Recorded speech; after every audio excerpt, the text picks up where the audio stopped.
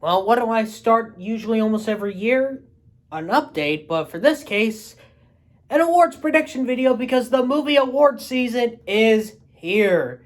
Yes, that is right, people. This is my predictions for the 80th annual Golden Globes that will be returning on NBC for at least a year. And it will be airing not on Sunday, but on a Tuesday next week, January 10th. Reason why is because to avoid NFL football, since this is the last week of the regular season before heading off into the playoffs. And I know it's odd that I'm wearing a Cleveland Browns scarf when they're off the playoffs, but I usually wear this every winter during the winter time in my videos, so that's the thing. So, yeah, even though this ceremony has gotten some backlash, especially since there were no streaming or telecasts of the Golden Globes last season, NBC decided to give them a second chance to air them again for one time, for at least a 1-year contract for both NBC and on Peacock. And of course, it will be taking place at the famous Beverly Hills the Beverly Hilton the Beverly Hilton Hotel in Beverly Hills, and Jared Carmichael will be the host. And also for the special awards, the Carol Burnett Award will be going to Ryan Murphy, and the Cecil B. DeMille Award will be going to Eddie Murphy. So yeah, two different Murphys getting the special awards. Now, for this video, I will be only predicting the movie categories, not the television categories as I used to in the past. Not even, I think I stopped that after the beginning of this decade. So, I will only be predicting the movie categories for, we are going to be mainly discussing only two, music, writing, acting, directing, and then the motion picture categories. And Marta McDonagh's The Banshees of Inisherin leads the nominations with a total of 8. Now, this might have a little bit of disclaimer of what I'm going to be predicting here. Now, keep in mind, this is the Hollywood Foreign Press, and sometimes they can throw curveballs and give some random winners. And sometimes they might end up pulling sometimes an Oscar nomination, like Andrew Day did 2 years ago for The United States versus Billie Holiday. But then you had cases like 2 years ago with Jodie Foster winning for The Mauritanian, or like back in 2016 when Aaron Taylor Johnson won for Nocturnal Animals. So there might be some wins here that I might be predicting, but some might not get the Oscar nomination. Or might actually sweep, because the Globes sometimes can go weird here. So, and there are a few categories that I am a bit worried that they might actually go with, but could be some controversial picks that I might be doing that could actually happen, because remember, this is the branch that gave Green Book and Bohemian Rhapsody the motion picture, musical, or comedy, and the drama category respectively back in 2018, so that's saying something. So now, let us begin with the prediction, starting with everyone's least favorite category, Best Original Song.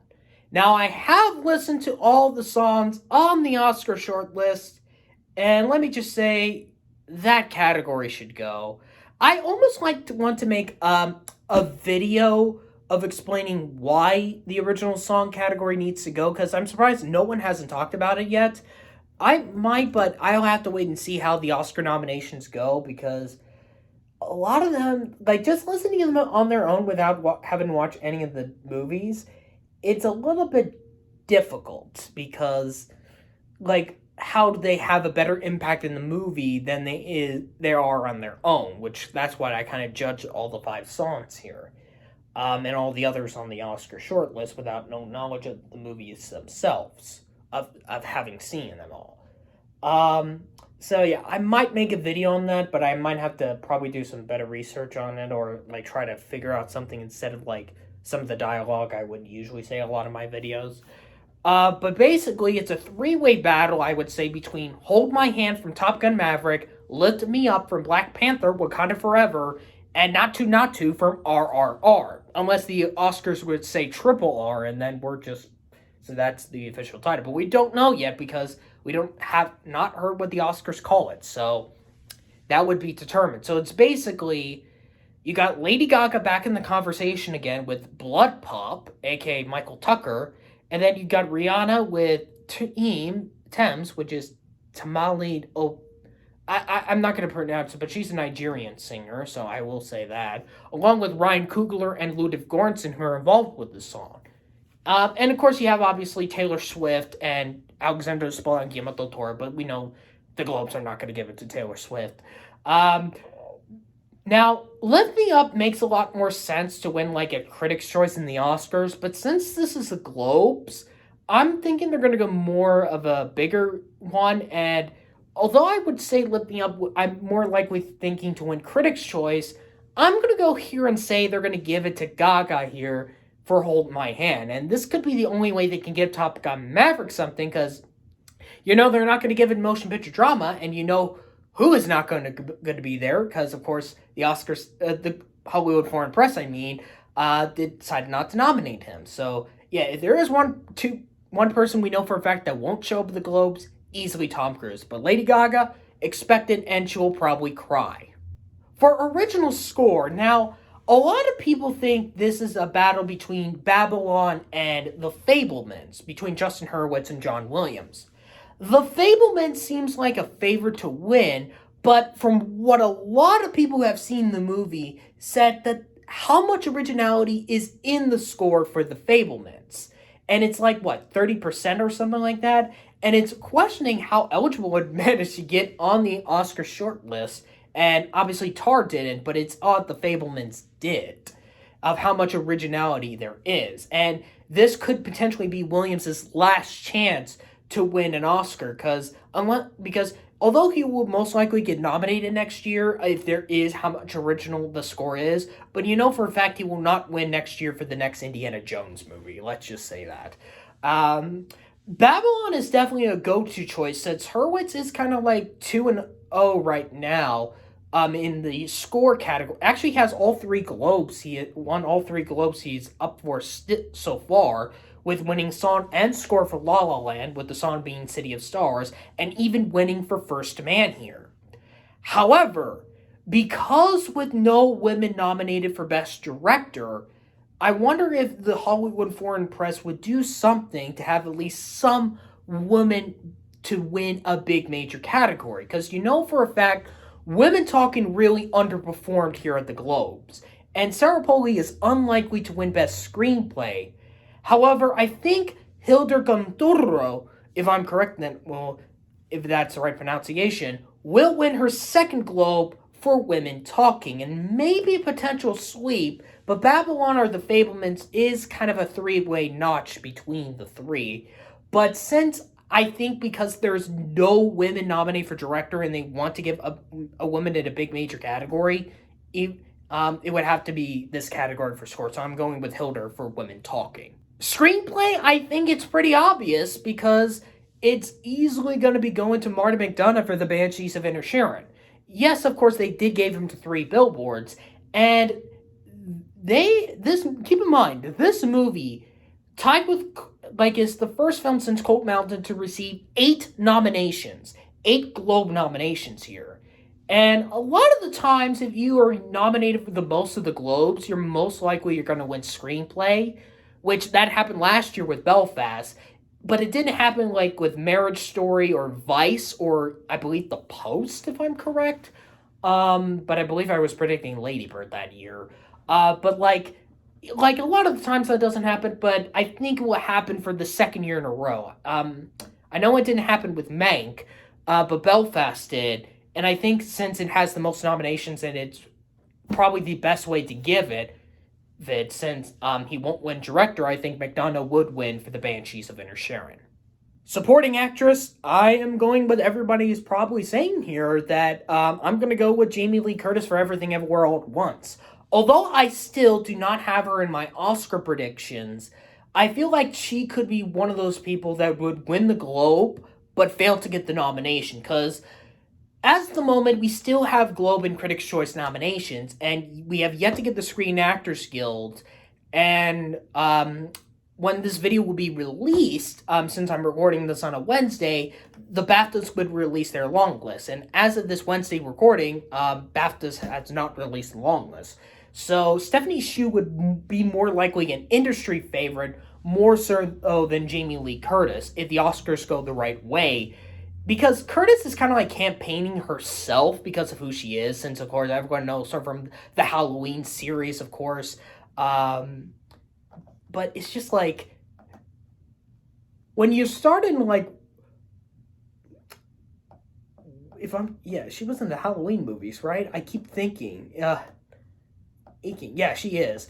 But if you're starring in, like, one of the worst movies of the year, Halloween Ends, that's not kind of a good thing. So, but I feel like because it's the Globes and they do like to go with popularity names, Jamie Lee Curtis seems the go-to choice. Although Carrie Condon is like the Oscar frontrunner at the moment, but I think the Globes will go with Jamie Lee Curtis. Supporting actor is pretty much the easiest sweep that we know for a fact that will happen this season. Ki Hugh Kwan will go all in all season for Everything Everywhere All at Once. I mean, a child actor kind of coming back into acting for a long, long time. Many people consider it one of, if not one of the best performances of the year. And a lot of the momentum he has gotten from a lot of the speeches I heard that he has gotten some of the awards he had won just really brings a big impact. Like even though the movie is campaigning himself, but with him, all of his speeches, it's just campaigning on its own. So, and that kind of works unlike the Jamie Lee Curtis just because of who she is. And speaking of Everything Everywhere All at Once, actress in a motion picture comedy, I would just say, since there is no musicals this year in any of these categories, since Matilda the Musical did not make it, or Roald Dahl's Matilda the Musical if you want to go by the full title. So just for actress in a comedy, this is easily Michelle Yeoh in Everything Everywhere All at Once. The only competition she has is Margot Robbie in Babylon, but that would determine, like, if Robbie wins here, that could show she might be the 5th spot over Viola Davis, based on my Oscar predictions. But I feel like I'm confident with Michelle Yeoh. She is definitely a top 2 contender next to Cate Blanchett. So I am going with Michelle Yeoh. At actor in a musical or comedy, or should I say comedy again, just comedy, Colin Farrell is definitely going to win here for the Banshees of Inisherin. Some people think Daniel Craig might win this for Glass Onion, and if they do go crazy for Babylon, they might go with Diego Kavla. But I feel like Colin Farrell is definitely going to be winning here regardless. But these next 3 categories are not easy to predict. Actress in a drama. So, Daniela Deadwyler got snubbed. That's just the obvious big snub right there. But now, Cate Blanchett is definitely the front runner, I would still say, for the Oscar for Tar at the moment, with Michelle Yeoh in 2nd place. But you gotta remember, this is the Golden Globes, and they could go something weird here. And I know many people are going to be wondering if I'm actually going to do this. And after thinking about it last night, because I've been thinking about this and I think it might actually happen. Despite this movie getting a lot of hate and the director's getting tons of hate, especially his egotistical comments, which I can understand, but the Globes are known for also getting controversial wins as well. Keep in mind, I mentioned Bohemian Rhapsody winning Picture Drama and Green Book winning Picture Musical or Comedy. So they could go with controversial wins and even nominate films like Music 2 years ago. So, because of controversies, and ever since I looked at that nomination, I feel like I have worried that she might actually win this. Just because of who she's playing, and the fact they kind of gave this as well to a previous performance 11 years ago, which is interesting because Michelle Williams is nominated for her role in The Fabelmans, but not playing the role she won 12 years ago. Since we're now in 2023. 11 years ago, because we're now in 2023. It's odd to see Michelle Williams and this particular character nominated in this category, but yeah, ladies and gentlemen, I'm doing this. Ever since I saw this nomination when it was announced, I had a feeling this might actually win this. And I kept thinking I need to stick with Kate Blanchett, and then I said, screw it. I feel like they're going to do something big, weird, and controversial. I'm gonna go with a risk and say they're gonna give it to Ana de Armas for Blonde. I know that's a weird pick, and it's interesting right now. As of this recording, I have Blonde predicting in the make. I have Blonde in my makeup and hairstyling category at the moment because they do kind of go with bad films a lot in that category because they don't vote on how good the movie is. And I know this movie has gotten a lot of backlash, and it is a crazy 3-hour movie that a lot of people really hate. But the Globes like controversial films, and they even give it to films that a performance that not a lot of people didn't like. Keep in mind, Andrew Day won this 2 years ago for the United States versus Billie Holiday, and that movie did not got critical praise, and that won. So Blonde got a lot of hate, and I think Ana de Armas is going to win because the Globes goes crazy. And then for actor drama, a bloodbath between Austin Butler and Elvis and Brendan Fraser in The Whale. Now, other than Tom Cruise, you know Brendan Fraser is not going to the ceremony. So the question is, do they want to give him the win to say we're sorry for blacklisting you, or blackmailing you, if I'm correct. I believe it was blacklisted. Or basically, like Tom Cruise, they would say, screw you for calling us out. And then you have Austin Butler, and Elvis did so well that they nominated Baz Luhrmann in director over Sarah Polley, because you can tell who took Sarah Polley's spot based on the Oscar predictions. And I think because since it has more 2 additional nominations, and the fact that Luhrmann's in director, although I don't think he won't sweep, because I still think Fraser would definitely win, like, Screen Actors Guild and, like, BAFTA and, like, the Oscar. I think Austin Butler would win here at the Globes for Picture Drama. I don't think it would be a sweep, but I think because the Globes would probably say screw you to Brendan Fraser for calling us out, and they'll give it to Austin Butler. For Best Director, I am a little bit confident here that I'm going to give it to Steven Spielberg for The Fabelmans. But be on the lookout for James Cameron, for Avatar: The Way of Water, because they did give the first Avatar director here. So Cameron has one in for the first film. But I feel like if Spielberg would win this, it would be like when Martin Scorsese won this for Hugo. So I am going to say Spielberg will win here for Best Director for The Fabelmans, because the Daniels, a lot of people think would most likely win, like, the Oscars and stuff like that, and maybe McDonough's more likely, but obviously since this is the Globes and they do go with big names, it's either James Cameron or Steven Spielberg. I'm saying Steven Spielberg. And then we come to 3 easy motion picture categories. Motion picture non-English language, despite India not submitting it for the international feature category, and then 4 of the others are on the Oscar shortlist and all are battling out for a potential nomination, with All Quiet on the Western Front and Decision to Leave probably being the top 2 contenders battling for the Oscar. But since it's here, I'm saying RRR. And animated feature needs no competition. I feel like Guillermo del Toro's Pinocchio is definitely going to win because of its 2 additional nominations. But be on the lookout. They could go with either Marcel the Shell with Shoes On, Puss in Boots: The Last Wish, or Turning Red. Because this is the group that gave Missing Link Best Animated Feature over Frozen 2, How to Train Your Dragon: The Hidden World, the live-action remake of The Lion King, and especially Toy Story 4. So if it's not Del Toro's Pinocchio, be on the lookout for Marcel, Puss in Boots, or Turning Red. So those 3 are optionals, but because it has 2 more nominations, I am saying Guillermo del Toro's Pinocchio. Motion picture comedy in general, since, as I said, there's no musicals here, it's basically a 2-way battle between The Banshees of Inisherin and Everything Everywhere All at Once. Since I have it as the Oscar frontrunner, Everything Everywhere All at Once. And Best Motion Picture Drama, I'm going with Avatar: The Way of Water. Because a lot of the times, the Best Motion Picture Drama category, a lot of the times, doesn't usually go with the Oscar winner. Nomadland was the recent one, but if you go back in the last decade, the only films that won motion picture drama that went to win the Oscar for Best Picture were Argo, 12 Years a Slave, and Moonlight. That's it. Because also in the comedy or musical side, obviously you had The Artist and Green Book.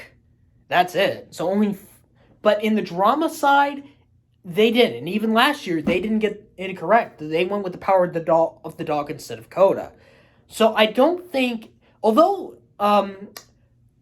it would make sense to go with like the Fablemans or Tar, but yeah, I'm gonna say since it's definitely not gonna win picture anywhere else, and this is definitely the place they would give it since they did give it to the first film.